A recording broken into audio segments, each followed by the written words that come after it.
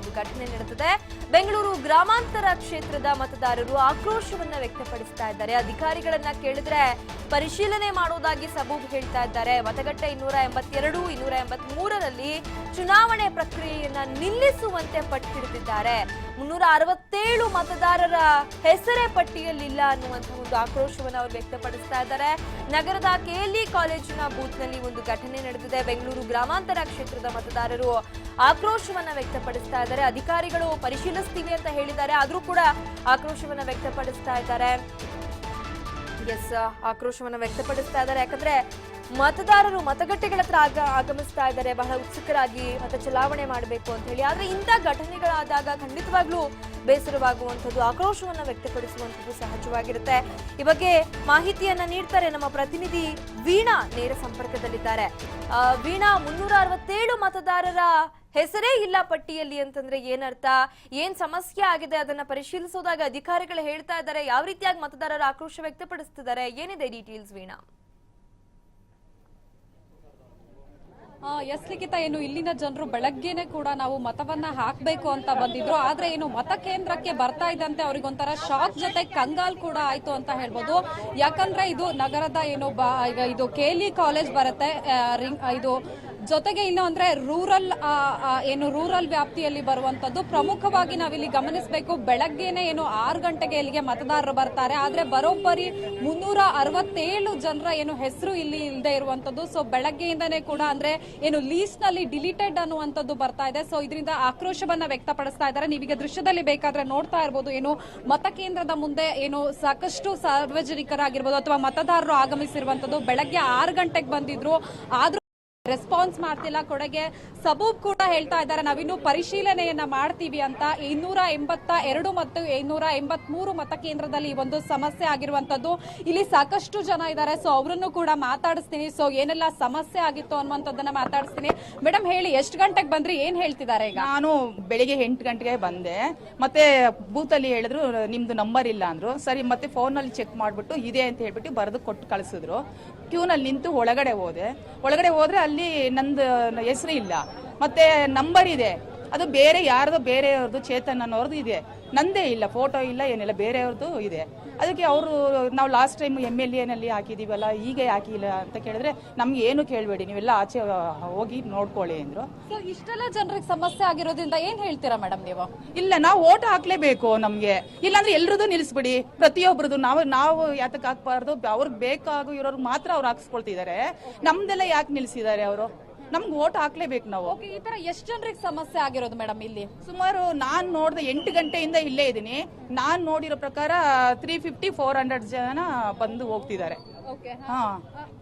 ಜೊತೆಗೆ ತುಳಸಿ ಮುನಿರಾಜು ಅವರಿದ್ದಾರೆ, ಸೊ ಅವರನ್ನು ಮಾತಾಡ್ತೀನಿ. ಹೇಳಿ ಸರ್, ಏನ್ ಇಲ್ಲಿ ಸಮಸ್ಯೆ ಆಗಿರುವಂತದ್ದು, ಎಷ್ಟು ಗಂಟೆಯಿಂದ ಆಗ್ತಿದೆ? ನೋಡಿ ಮೇಡಮ್, ಇಲ್ಲಿ ಬೆಳಗ್ಗೆಯಿಂದ ಕೇವಲ 282, 283ನೇ ಬೂತ್ ಅಷ್ಟೇ ಅಲ್ಲ, ಇಡೀ ರಾಜರಾಜೇಶ್ವರಿ ನಗರ ವಿಧಾನಸಭಾ ಕ್ಷೇತ್ರದಲ್ಲಿ ಕಳೆದ ವಿಧಾನಸಭಾ ಚುನಾವಣೆ ನಡೆದಂಥ ಸಂದರ್ಭದಲ್ಲಿ ಸಿಕ್ಕಿರುವಂಥ ನಕಲಿ ವೋಟರ್ ID ಕಾರ್ಡ್ಗಳಿರ್ಬೋದು, ವೋಟರ್ ID ಕಾರ್ಡ್ಗಳನ್ನ ಒಟ್ಟಿಗೆ ಕೂಡಿಟ್ಟಂತಹ ಶಾಸಕರು, ಮತ್ತು ಇಡೀ ಕ್ಷೇತ್ರದಲ್ಲಿ ಏನಾಗಿದೆ ಅಂದರೆ ಇಲ್ಲಿರುವಂಥ ಅಫಿಷಿಯಲ್ಸು ಶಾಸಕರ ಚೇಲಾಗಳ ರೀತಿಯಲ್ಲಿ ಕೆಲಸ ಮಾಡ್ತಾ ಇದ್ದಾರೆ. ಇವತ್ತು ಡಿಲಿಷನ್ ಮಾಡಬೇಕು ಅನ್ನೋದಾದರೆ ಅದಕ್ಕೆ ಆದಂಥ ಒಂದು ಪ್ರೊಸೀಜರ್ಸ್ ಇದೆ.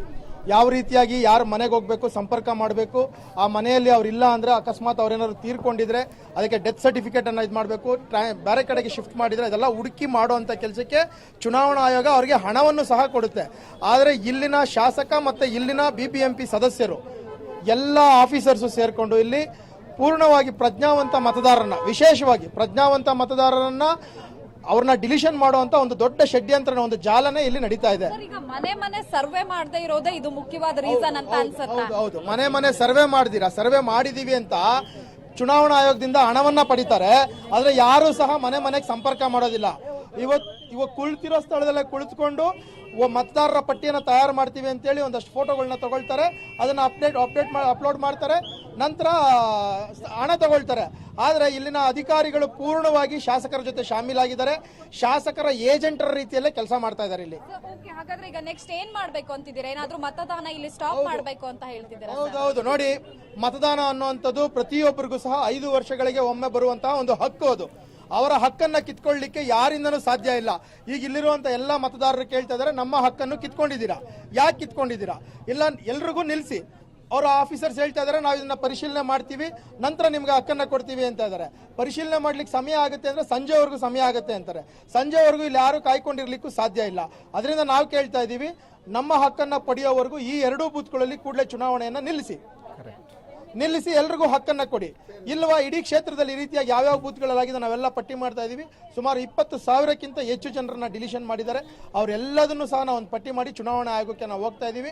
ರಾಜರಾಜೇಶ್ವರಿ ನಗರದಲ್ಲಿ ಪೂರ್ಣ ಯಾವ್ಯಾವ ಬೂತ್ಗಳಲ್ಲಿ ಹೆಚ್ಚೆಚ್ಚು ಮತದಾರರನ್ನ ತೆಗೆದಿದ್ದಾರೆ ಸೇರಿಸಬೇಕು, ಇಲ್ಲ ಅದಕ್ಕೆ ನಮಗೆ ಸೂಕ್ತವಾದಂತ ಉತ್ತರ ಕೊಡಬೇಕು. ಪರ್ಟಿಕ್ಯುಲರ್ ಆಗಿ 282 ಮತ್ತೆ 283 ಬೂತ್ ಕೇಂದ್ರದಲ್ಲಿ ಎಷ್ಟು ಜನರಿಗೆ ಸಮಸ್ಯೆ ಆಗಿದೆ ಸರ್? 283 ಬೂತ್ ಅಲ್ಲಿ ಸುಮಾರು 350 ಜನರಿಗೆ ಈ ಸಮಸ್ಯೆ ಆಗಿದೆ ಒಂದೇ ಬೂತ್ ಅಲ್ಲಿ. ಓಕೆ 1000 ವೋಟಿಗೆ 350 ಜನನ ಡಿಲಿಷನ್ ಮಾಡ್ತಾರೆ ಅನ್ನೋದಾದ್ರೆ ಏನಾಗಿದೆ ಇಲ್ಲಿ ಪರಿಸ್ಥಿತಿ? ಲಿಖಿತ, ಇದು ಏನಂತಂದ್ರೆ ಇಲ್ಲಿನ ಮತದಾರರ ಆಕ್ರೋಶ, ಅಂದ್ರೆ ಮನೆ ಮನೆ ಸರ್ವೆ ಮಾಡದೇ ಇರುವಂತದ್ದು ಕೂಡ ಇದಕ್ಕೆ ಒಂದು ರೀಸನ್ ಆಗಿರ್ಬೋದು ಅನ್ನುವಂತಹ ಆಕ್ರೋಶವನ್ನ ವ್ಯಕ್ತಪಡಿಸ್ತಾ ಇದ್ದಾರೆ. ಜೊತೆಗೆ ಮತದಾನದ ಪ್ರಕ್ರಿಯೆಯನ್ನ ಈ ಕೂಡಲೇ ನಿಲ್ಲಿಸಬೇಕು ಅನ್ನುವಂತಹ ಆಗ್ರಹವನ್ನು ಕೂಡ ಮಾಡ್ತಾ ಇರುವಂತದ್ದು. Likhita, okay, yes Veena, thank you so much ನಿಮ್ಮ ಮಾಹಿತಿಗಾಗಿ. ಆದ್ರೆ ಮತದಾರರ ಆಕ್ರೋಶದಲ್ಲೂ ಕೂಡ ನ್ಯಾಯ ಇದೆ. ಅವ್ರು ಕೇಳ್ತಿರುವಂತದ್ದು ಸರಿಯಾಗಿದೆ.